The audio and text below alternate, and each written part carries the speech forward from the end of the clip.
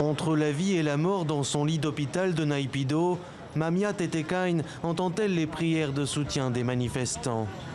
D'après un médecin contacté par une ONG, la jeune femme, 20 ans à peine il y a quelques jours, est dans un état de mort cérébrale. C'est le 9 février dernier, lors d'un rassemblement contre le coup d'État des militaires, qu'elle s'est effondrée. Selon les enquêtes de la BBC et de l'ONG Human Rights Watch, la jeune femme a bel et bien été touchée par une balle réelle au niveau du crâne. C'est en l'honneur de Mamia Tetekain qui s'est fait tirer dessus sur ordre du dictateur militaire.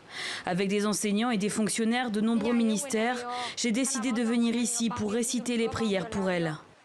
Depuis une semaine, la junte durcit chaque jour un peu plus la répression et l'utilisation d'armes létales est décriée par les manifestants.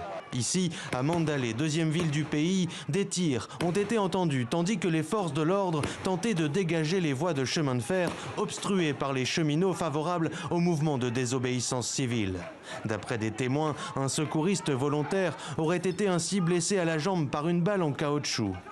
Ce mercredi, Tom Andrews, le rapporteur spécial de l'ONU pour la Birmanie, s'est déclaré terrifié par le risque d'escalade de la violence et a lancé cette mise en garde.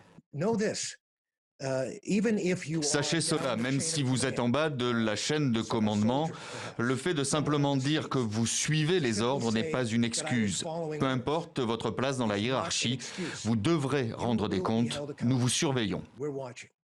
Après une 4e nuit consécutive de couvre-feu sur Internet avec une capacité de trafic du réseau réduite, la peur de représailles passées sous silence inquiète les manifestants et les ONG.